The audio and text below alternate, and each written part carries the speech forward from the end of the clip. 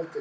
Sir Pushpa 2 పైన ఎటువంటి expectations ఉన్నాయో మనందరికీ తెలిసిందే. ఒక 2 తెలుగు రాష్ట్రాల్లోనే కాకుండా ఆల్ ఓవర్ ఇండియా వైజ్ ఇప్పుడు ఈ సినిమా కోసం వెయిట్ చేస్తున్నారు. అయితే పుష్ప 2నే కాకుండా పుష్ప 3 మూవీ ఉంటుంది అని కూడా ఎప్పటి నుంచో ప్రచారం జరుగుతుంది. అవును. అయితే ఇప్పుడు కొంతమంది విశ్లేషకులు అభిప్రాయపడేది ఏంటంటే ఇందులో హీరో క్యారెక్టర్ స్మగ్లర్ గా క్యారెక్టర్ చేస్తారు. అవును. అయితే స్మగ్లర్ క్యారెక్టర్ కాబట్టి, నెగిటివ్ క్యారెక్టర్ కాబట్టి సినిమాలో పుష్ప అనే క్యారెక్టర్ ని చివరికి బతికించి ఉంచుతారా, చంపేస్తారా అన్న క్వశ్చన్ ఒకటి రైజ్ అవుతుంది సార్. అంటే ఈ సినిమా కరెక్ట్ ఎండింగ్ ఏ విధంగా ఉండాలి అన్న దానిపైన ఇప్పటి నుంచి కూడా చర్చలు జరుగుతున్నాయి. మరి మీ ఒపీనియన్ ఏంటి సార్ దీనిపైన? అంటే క్యారెక్టర్ ఎలా ఉండాలి, ఎండింగ్ ఎలా ఉండాలంటారు? మనకి కథా రచనకు వస్తే హీరో ఎప్పుడు ఎండింగ్ కావకూడదు. హీరో అంటే ఒక లక్ష్యాన్ని సాధించేవాడు. ఆ లక్ష్యం ఏదైనా కావచ్చు, whether it is good or bad, కానీ ఆ లక్ష్యాన్ని సాధించాలి, ఉండాలి.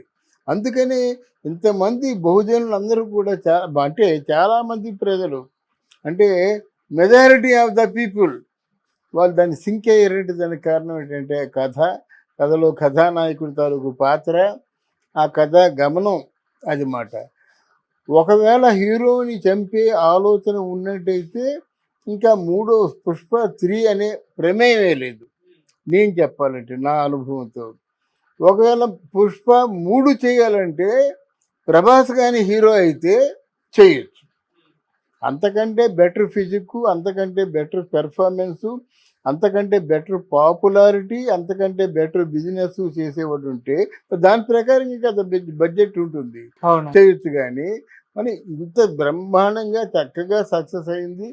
పుష్ప 2 కూడా డెఫినెట్గా బన్నీ తాలూకు ఫ్యాన్స్ అందరికి కూడా ఫీస్ట్, విందు భోజనం. ఇక పోయినట్టయితే బన్నీ జీవితంలో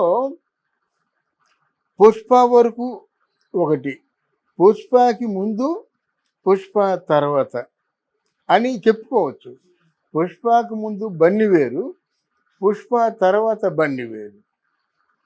ఆ ఒక్క పుష్పతోని ఈరోజు నెంబర్ 1 ఎవరంటే ప్రభాస్. కొంచెం లాంగ్ గ్యాప్ తీసుకుంటున్నాడు కనుక ప్రస్తుతానికి అల్లు అర్జునే. ఇది పరిస్థితి. మనం క్రిస్టల్ క్లియర్గా ఆలోచించినట్టయితే ఇది పరిస్థితి.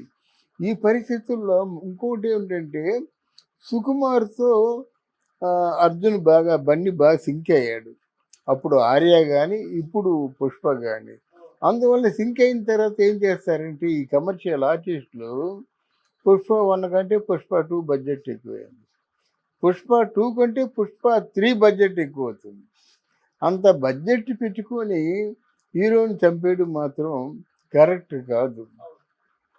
ఒకవేళ హీరో ఏ కారణం చేతైనా చనిపోయాడంటే అప్పుడు ఎలా ఉండాలంటే అది దాంతో ఎండ్, ఇంకా పుష్ప కథ లేదు, ముగిసిపోతుంది అనేటువంటి ఆ కథ ఏమైనా రాసుకుంటే అప్పుడు పుష్ప అర్జును ప్రేక్షకుల గుండెల్లో నిలిచిపోతారన్నమాట.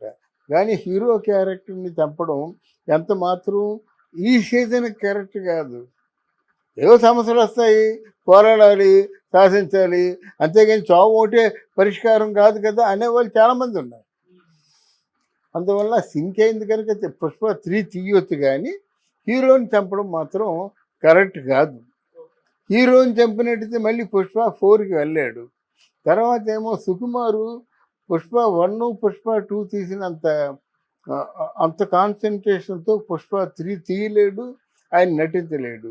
ఇవన్నీ ఎక్స్పెరిమెంట్లు అవుతాయి అన్నమాట. కథ ఎలాబరేషనే కదా, కథ పుష్ప 1లో తెలిసిపోయింది, మెల్లగా ఎన్లార్జ్ చేశారు. ఏవో జంతర్ మంతర్ మాయాజాలం అంతా పుష్ప 2లో ప్రదర్శించారు. అంతకు మించినటువంటి ఆకట్టుకునే సన్నివేశాలు, పర్ఫార్మెన్సు, దానికి తగిన లొకేషన్స్ ఇవన్నీ కనిపించాలి. కనిపించకపోతే ఈ మాత్రం దానికేంటే మళ్ళీ ఇంకొక భాగం తీసాడా అనేటువంటి పబ్లిక్ టాక్ కూడా వస్తుందన్నమాట. ఇవన్నీ వాళ్ళు దృష్టిలో ఉంచుకొని ప్లాన్ చేస్తే మంచిది, లేకపోతే ఎక్స్పెరిమెంట్ అవుతుంది. సరే, మనం కేజీఎఫ్ సిరీస్ చూస్తాం 1 అవును. కేజీఎఫ్ 2లో చివరికి హీరో క్యారెక్టర్ చనిపోయినట్టుగా చూపిస్తారు. అందులో కూడా హీరో క్యారెక్టర్ కాస్ట్ విలనిజం అంటే నెగిటివ్ షేడ్స్ ఉంటాయి కదా, మరి అటువంటి అటువంటి థియరీని ఇక్కడ కూడా ఫాలో అవుతారని చెప్పేసి కొంతమంది విశ్లేషకులు అభిప్రాయపడుతున్నారు. అంటే పుష్ప 2 చంపేద్దామన్నా వాళ్ళ ఉద్దేశం? 2 వేరండి. పుష్ప 2 చంపేసినట్టయితే పుష్ప 3 లేదు నా అంచనా ప్రకారంగా. పుష్ప 3లో చంపేద్దామా ఉంచుదాం అనుకుంటే అక్కడితో ఆ కథ ఎండింగ్ అయిపోతే మీరు నెగిటివ్ షేడ్స్ అనుకుంటున్నారు కదా. కత్తితో నలుగురిని భయపెట్టేవాడికి కత్తితోనే సమాధానం చెప్తుంది సమాజం. ఆ ప్రకారంగా ఆ అర్జును అంటే పుష్ప తాలూకు చావు, పుష్పరాజు తాలూకు చావు ఒక చారిత్రాత్మకంగా రిమార్కబుల్గా నిలిచిపోవాలి. అది మూడో అంటే భాగం తీద్దామంటే మూడో భాగంలో, లేకపోతే రెండో భాగంతో పూర్తిగా ఎండ్ చేద్దామంటే రెండో భాగంలో కూడా అది అతను హీరోగానే చనిపోవాలి. ఒక అంటే ఎలా ఉండాలంటే బ్లాక్ నైట్ లాగా, ఓ రాబిన్ హో లాగా ఇట్లాంటి పాత్రలు అయి ఈవెన్ శరత్ బాబు అని శరత్ చంద్ర చటర్జీ ఆయన తాలూకు సినిమాల్లో హీరో చచ్చిపోతాడు. ఎలా చచ్చిపోతాడంటే ఆయన చచ్చిపోయింది మనం తట్టుకోలేం.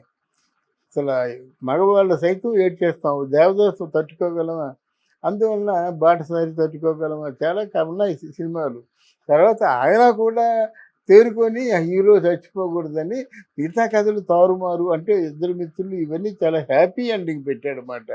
అలాగే సార్ మన తెలుగు సినిమాల్లో కూడా సార్ ఎక్కువగా సాడ్ ఎండింగ్ ఉన్న సినిమాలు పెద్దగా వర్కౌట్ అవ్వలేదు అని ఒక ఇది ఉంది. అవును. సో దాన్ని కూడా ఫాలో అవ్వచ్చు అనుకుంటా.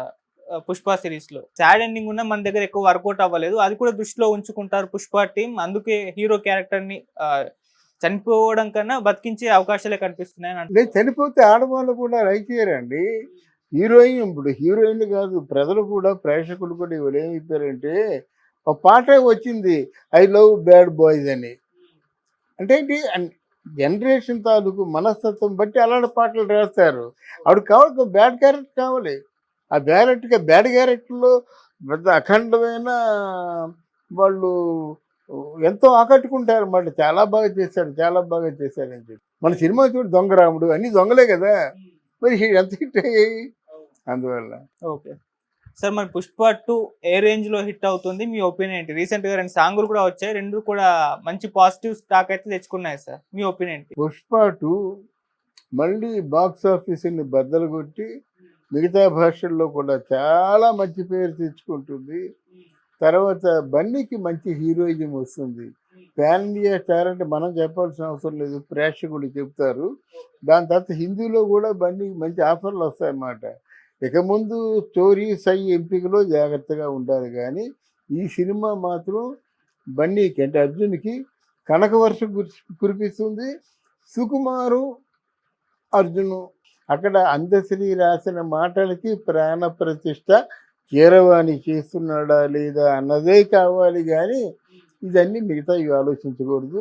ఈ పాట డెఫినెట్గా బాగుంటుంది. కీరవాణి అంటే సాహిత్యానికి తగ్గట్టుగా కీరవాణి చేస్తాడు. అలా సాహిత్యానికి తగ్గట్టుగా మ్యూజిక్ చేసేది గతంలో మహానుభావుడు ఎక్కడున్నాడో కేవి మహాదేవన్ గారు చేసేవారు అన్నమాట.